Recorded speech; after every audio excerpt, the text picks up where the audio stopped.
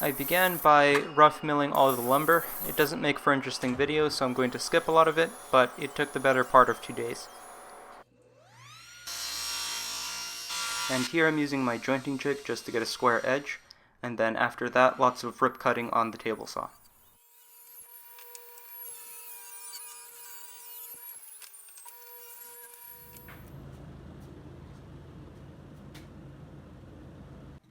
Keeping all of these pieces aligned when I go to glue them up is going to be a bit of a challenge, so what I did is I made these wooden combs, one for each side, and they go on the end and ensure that these pieces are all offset from one another by the correct amount.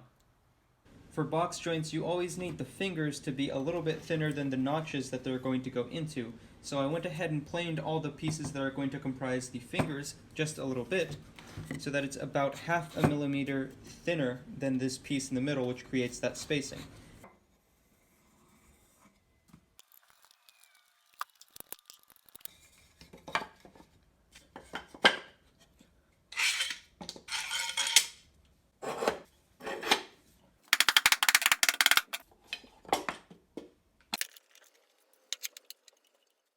I glued each of the 4 sides in 2 separate stages so that it wouldn't exceed the width capacity of my planer, and then just glued those halves together.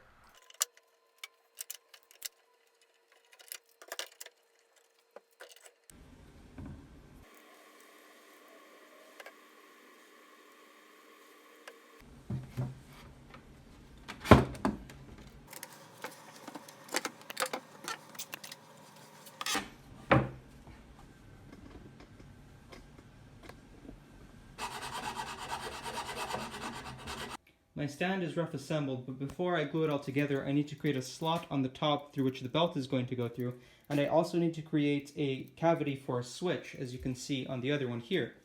Now, on this bandsaw, there are 4 different pulley sizes, but I only ever use the smallest one. So what I'm going to do is make that slot just large enough to accommodate the belt positioned at this smaller pulley. And to figure out where that slot needs to be positioned, I've divided this distance here by 2 to find where the center point is relative to this edge. And then I've taped a ruler to the inside surface of that small pulley, and now I can measure from that edge to the ruler. In my case, it's about 8 centimeters. And if I subtract that from the measurement of the midway point, I get the right bound for where my belt needs to go relative to the center line on the stand. And I've allowed for about 1/2 centimeter of clearance on either side.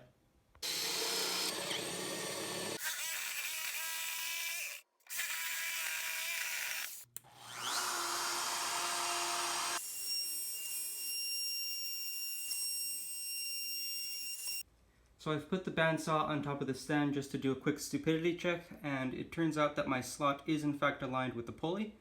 And now what I need to do is create a mount for the motor, but before I do that I need to know at what height the motor needs to be held at, such that when the motor is pulled all the way towards me, the belt gets tensioned. So I've stacked a bunch of scrap beneath it, and I'll measure that and then create a mount for the motor at that height.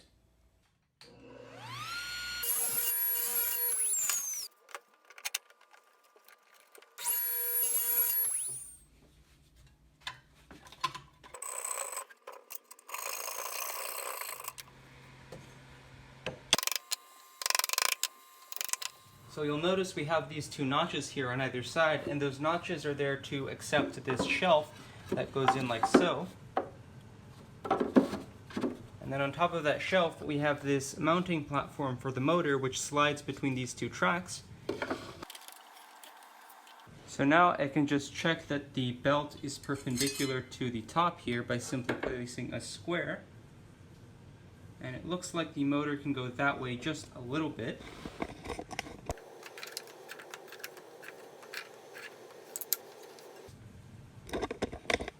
And that looks pretty well aligned, so now all I have to do is mark the position for where those rails are going to go, and then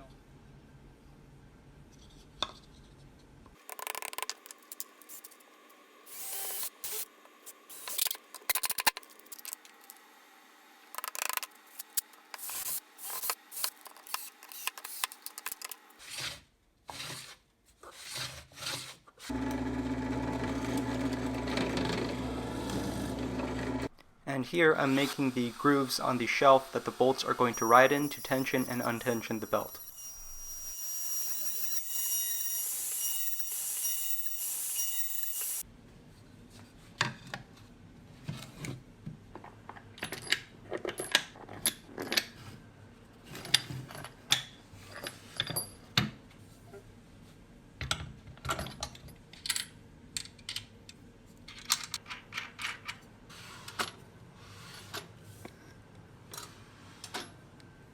You'll notice that the belt is not actually aligned with the slot, and that's because for all my measuring I accidentally added both half centimeters of clearance on the same side. And here I'm securing that shelf with a couple of screws that goes down into the support below, and then I mounted the ground wires coming from the motor and the saw to the bolt that's attaching the bandsaw to the base. So long as you rub away the paint where that bolt touches the bandsaw, it should ground it properly. Okay, so we're ready to glue this together. I'm going to start by just gluing in the top so I don't have to worry as much. But before we do that, it's time for another riddle of the week. Although suffused and bright, I am yet still a sin. Kill the main light, and I hurriedly dim. What am I? Tell me in the comments below.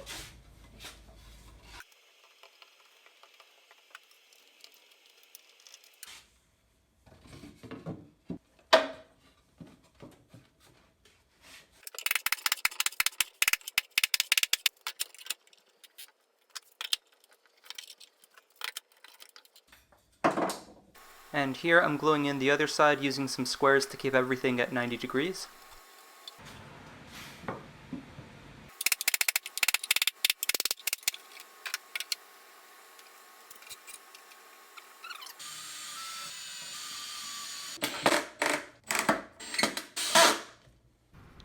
I changed plans with the switch here. Instead of putting it in the same place as the old one, which was very low, I'm going to elevate the switch above the main body of the stand, as you can see right here.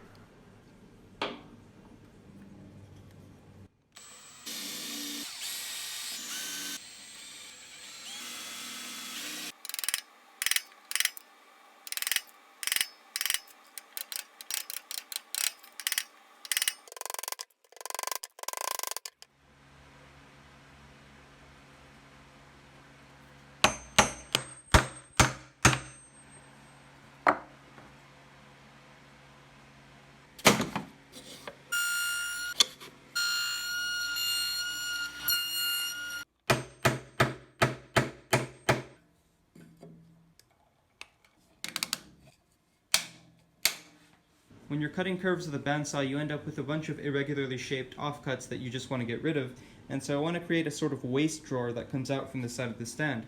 The problem is, I have about 4 inches of overhang from this table edge and the stand, so if I were to just slide off the pieces from the table and have it fall in there, a substantial amount of the offcuts would just go on the floor. So I want to create a sort of shrouding that comes out when I pull out the drawer that will deflect the pieces of wood back in, but that can then fold up when I want to push the drawer back inside the stand.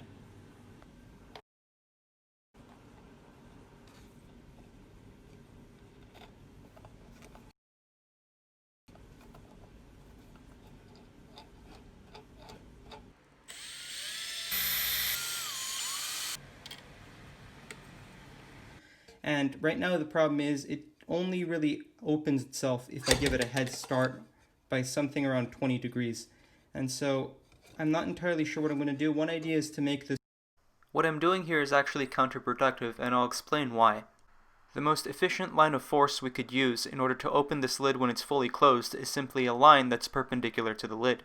Now with the line in tension, the angle between the optimal line of force and the actual line of force that's being imposed on the lid is just over 90 degrees. If we instead put a riser block on the side of the pulley and not at the front of the lid, then the angle in which we're pulling the lid is closer to the optimal line of force. These side flaps were made in much the same way, and then I glued these rounded wedges into the corners of the cavity that the drawer recedes into so that the side flaps are operated automatically. After that, I began to make the second drawer, which is going to pivot out from the body of the bandsaw stand, and it's what's going to house my bandsaw blades.